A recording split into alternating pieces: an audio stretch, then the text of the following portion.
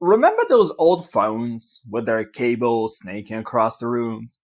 They weren't just tools for chatting, they were the backbone of communication back in the day. Made of sturdy stuff like copper or steel, those cables made sure your voice reached the other end loud and clear. Ever notice how both phone cables and newspapers are all about sharing information? It's what they do best. But in Kicevo, Macedonia, three women's sudden disappearance sparked something unexpected. Their absence revealed a chilling connection between these two everyday items, something much darker than anyone could have ever imagined. Have you ever been to Macedonia? Picture this. It's a small country in Southeast Europe, bursting with history. From the cobblestone streets lined with Ottoman and European architecture to its declaration of independence from Yugoslavia in 1991, Macedonia is a place where the past whispers stories at every turn. Today, it's just a budget-friendly destination drawing European tourists eager to explore its beautiful lakes, mountains, and national parks. It's a hidden gem waiting to be discovered, offering nature lovers a tranquil escape and a glimpse into the heart of the Balkans. Our interest lies in the city of Kicevo, a charming destination nestled amidst Macedonia's picturesque landscapes. With its quaint streets and welcoming atmosphere, Kicevo invites visitors to stroll through its historic center, where time seems to stand still. The city's rich cultural heritage is evident in its traditional architecture and vibrant marketplaces, where locals gather to share stories and flavors passed down through generations. Kicevo has a lot of history and stories to tell. It offers a serene retreat for travelers with a warm welcome and open hearts.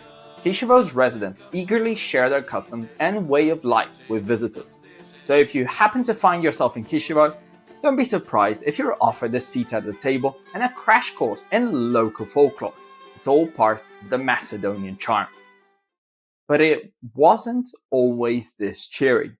Once upon a time, these very streets were filled with fear and panic. It all started in November 2004. Mitra Silianovska, a 64-year-old cleaner, was a familiar face in her neighborhood. Every morning, she would set out with her cleaning supplies, ready to work, until one November day. After her routine trip to the market for fresh produce, she vanished without a trace. Concern rippled through the community. Mitra Silianovska was reported missing from her apartment. Her family and friends were worried. Where had Mitra gone? What had happened to her? The police checked for signs of forced entry, but found the lock had not been touched, and upon entering, the apartment showed no signs of a struggle either. As the days turned into weeks, the questions only grew more pressing. The police questioned everyone, but there were no leads and no information. 2 months later, Mitra was found. Her body was discovered wrapped in plastic on a construction site. The police noted that she was naked and had her feet tied up with, you guessed right, a phone cable. Her death seemed to have been caused by strangulation, later determined to be with the same phone cable, and she had been a victim of SA prior to her death. Police asked her friends and family if there could be any motives that could have led to her being targeted, but none of them could come up with any names of enemies she might have had. However, at this time, two men who had just recently been found guilty of killing a man were linked to the case by police and found guilty for Mitra's death too. According to what evidence, you ask? Well, quite frankly, none other than they had committed another murder. Nothing substantial seemed to link them to the case, but the town was enraged and asking for justice. So the police kind of winked at one another and decided those were the two men that must have killed her too. The men were later sentenced to life incarceration. With the case solved, the city breathed a collective sigh of relief, hoping to return to its peaceful rhythm. Yet, as time passed, lingering doubts remained. Could the bad days truly be left behind, or would they haunt the city once more? Just when it seemed like serenity had returned, 2 years of peace were shattered by another devastating disappearance. Lubitsa Likoska, another friendly face in the neighborhood and a cleaner just like Mitra, set out for a simple grocery run in November 2007. But guess what? She went missing too. What's up with folks disappearing after grocery shopping?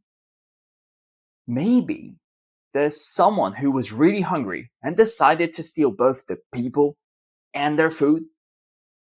All jokes aside, Lubitsa's disappearance left everyone scratching their heads, wondering what's really going on with these routine trips to the store. Similarly, her body was discovered in February 2008 at a dumping site outside a roadside bar, showing the same modus operandi as Silyanovska, wrapped in plastic sheeting and tied with, and you guessed it again, a phone cable. She had also been strangled, bound, beaten, and essayed. 3 months later, another woman by the name of Zivana Temerskoska went missing under unknown circumstances. According to her neighbor, Zivana had taken a day off from her job cleaning houses, but had gotten a strange call. Is this Miss Ivana Temelskoska?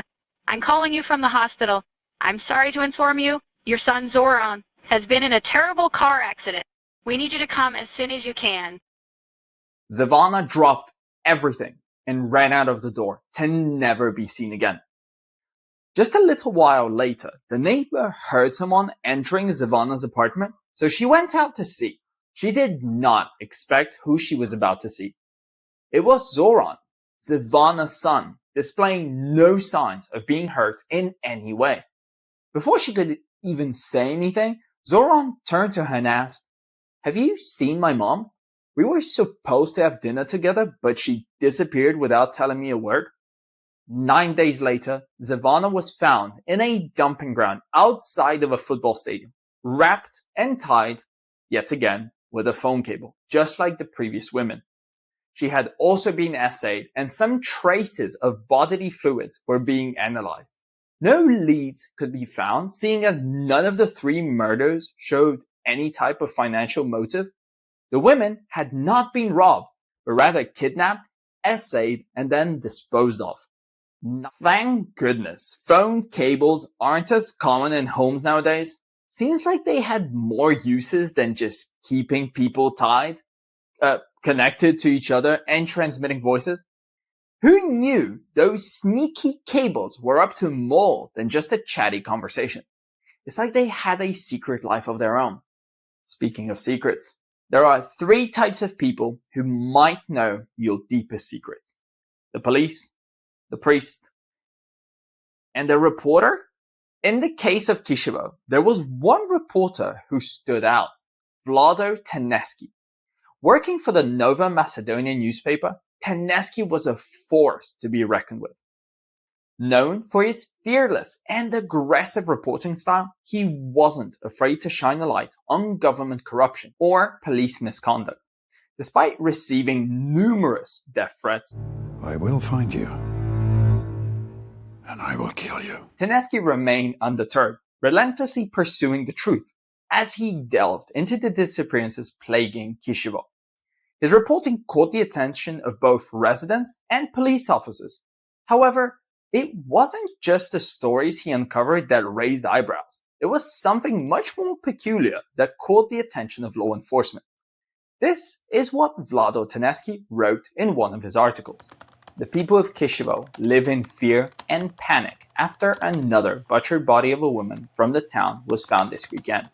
The local police, but the citizens too, see the mysterious disappearance and hideous deaths of Zivana Temerskoska and Lubitsa Likoska as an act of the same man, a serial killer. The massacred body of Zivana Temerskoska was found on Friday on a dump close to the football stadium in Kicevo. The body was wrapped in a transparent nylon bag and tied with a telephone cable, which was previously used to strangle the poor woman. The corpse was given to forensic examiners who determined that Temelskoska was severely beaten, mutilated, and then strangled. According to the autopsy, she was killed on the same day she had disappeared. But what's the deal with secrets, you ask? Well, here's the twist. While the police were playing it cool and keeping some details under wraps to catch the serial killer, our fearless reporter Vlad Taneski was laying all the details out on the table like a high-stakes poker game. Taneski's articles weren't just news flashes, they were like a neon sign pointing straight to the killer's doorstep. Wait a minute! He had the lowdown on every gritty detail, from the type of cable used to strangle the victims to the chilling post-mortem ties. It's like he had a crystal ball into the killer's twisted mind. Remember how I stated that the three women revealed a spine-chilling connection between newspapers and phone cables? Well, buckle up, because Vlado Taneski, the ink-stained hero, was also the mastermind behind their vanishing act and the jaw-dropping connection tying all of it together. The 56-year-old father of two, Vlado Taneski, was arrested in June 2008, despite the fact he had been previously questioned to no avail. Other than sexual, no real motive could be determined. Oddly enough, all three women shared the same profession as his deceased mother. They were all cleaners. After examining photos, police realized that all three women bore a resemblance to Taneski's mother, with whom he had a strained relationship his whole life. A search of his rural cottage put the last nail in the coffin. Police uncovered multiple items belonging to the victims, along with a vast cache of pornographic materials. It's a long story. Police now had all the evidence they needed, and were now wondering if he could also be linked to a fourth disappeared woman named Goritza Pavleska, who had gone missing back in 2003 and also worked as a cleaner. Regrettably, Taneski would never receive his punishment, as he would be found deceased in his cell just 2 days after being arrested and transferred to a prison in Tetovo, a town 70 kilometers north of Kicevo. His death was beyond suspicious due to the fact that, according to reports, he had drowned himself in a bucket of water in his cell. That's quite some determination. A cell which he shared with 3 other inmates, and where police found a note he had written saying he was innocent of the charges and loved his family very much. Shortly after his death, the bodily fluids recovered from the crime scenes came back positive, proving Taneski was indeed the killer.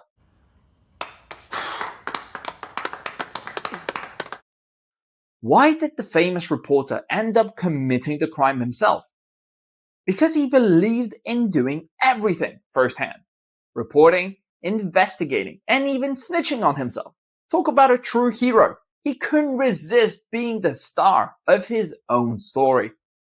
Jokes aside, it has been speculated that Vlado Taneski's career as a newspaper journalist had been going downhill as time went on. In sharp contrast to his wife, who had been rising in the ranks, forcing her to even move to another city for her new job. Taneski saw the opportunity to research his career by providing detailed articles about the monster of Kicevo, while also being the perpetrator of the crimes himself. This was a tale of a reporter who spun a web connecting phone cables, newspapers, and a crime in a chilling yet undeniably unique manner, leaving Kicevo with another jaw-dropping saga that's as riveting as it is mind-boggling. As always, thank you for watching. I hope you enjoyed the video. If you did, please leave a like and subscribe. I will see you all next time. Until then, stay safe and pay attention to details. My name is Nick, and this is Homicide Harbor.